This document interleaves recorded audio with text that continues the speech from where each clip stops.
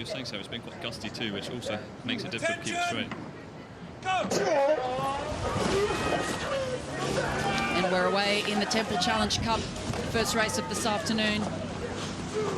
On the right-hand side of your screen, it is the University of California, Berkeley from the USA. In the left-hand side of your screen, in the Barks station, it is Harvard University from the USA. How do you see this playing out, Adam? Well, like you said, we saw them getting really pumped up there, and actually within those first 10 strokes, they were up at rate 48 in that in the California crew on the right-hand side. Just a little bit of steering there from the Cox now, as they're probably sort of harnessing all that extra aggression and power. It'll be interesting to see as this shot comes in line, see who's got which bow ball is ahead.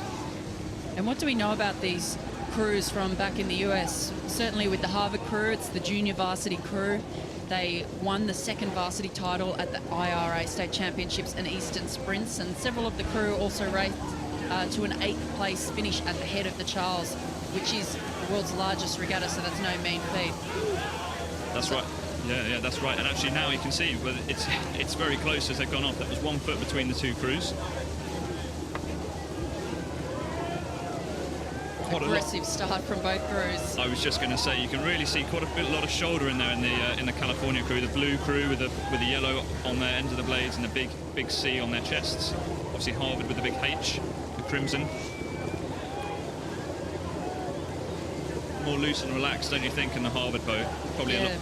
Look, to me, the Cal crew looks like they're just overworking it a little bit. They've gone out very, very aggressively out of the start, and it looks like that has really started to hit them now. They seem to be tiring and getting a little heavy there.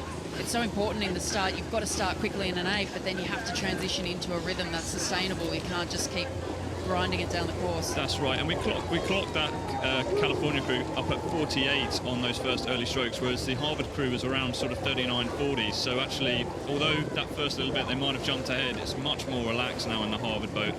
And I guess, as you were saying, with their unbeaten run in the US, there's a lot of experience in that Harvard boat. And we can see the Harvard crew now pushing out to a lead. To all of those of you in the US who are no doubt watching this race, thank you for joining us on our YouTube channel. We are, of course, going out live on BT Sport and YouTube in the UK and YouTube around the world. So great to have so many international crews participating, and this All-American semi-final here of the Temple Challenge Cup. California just looking a little bit more relaxed now, but they have dropped that length. As you see the overhead shot here, you can see the Harvard crew is exactly 1 boat length a lead on the California crew, and they're very close to the booms on the left-hand side there on the Buckinghamshire station. Very precise steering there from the Cox, John Amorosana. And this is a really difficult position to be in now, isn't it? In an 8, a length is a lot of distance to make up. It's very hard to get back on terms with a crew that's a length up on you in a match race. It's dangerous, isn't it? I mean, so you tell me you've done more 8s racing than me, and I can, that's yeah. What does it feel like? I mean, what would you be doing? I think that one of the hardest things in an 8, particularly because the boat is so long, so you know that when you can no longer see a crew out of your peripheral, that is a huge margin to make up. With every seat that goes past, you know it's only going to be harder and harder. It's a massive boat, and yeah, as soon as they're out of your vision, it's a really demoralising situation to be in, I think. And that's the whole thing with Henley, as it's one-on-one.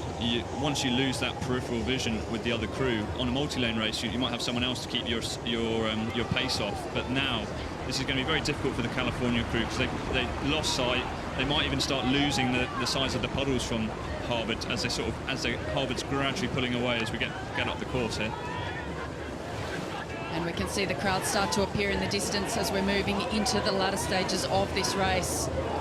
It is Harvard who are leading the University of California, Berkeley of the USA. So Harvard crew looks so composed, like you were saying before, Adam. Oh yeah, I was just going to say, and actually Liam, just looking at the shot there of Liam Corrigan, the strokeman of the Harvard crew, actually.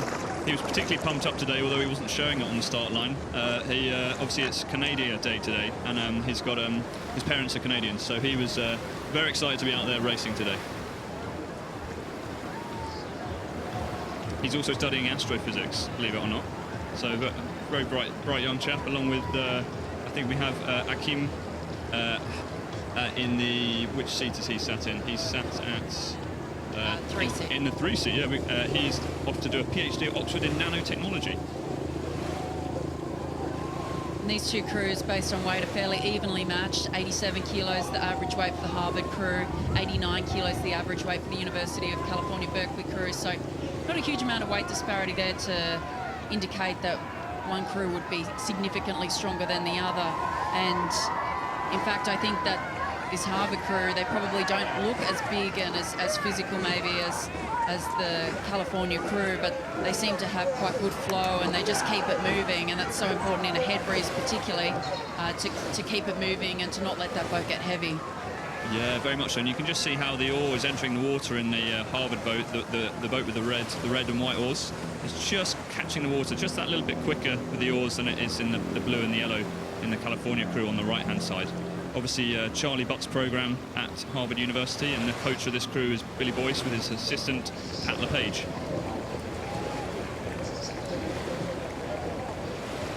We can see the California crew there desperately trying now. You know that as soon as you get next to the enclosures, you can hear the noise, you can hear the shouting from the crowds, but it's going to be too little, too late. There's too much of a lead that Harvard have. I don't see that California are going to be able to make this back. I think you're right there. I think Harvard have this in good control there, and Jacqueline, the Cox, Jacqueline Goodman, she's steering a very good line there, not too far out from her station, but just enough to sort of sneak out of sight and send a little bit of dirty water down into the California crew. Interestingly, her mother is actually a goldsmith in New York, believe it or not.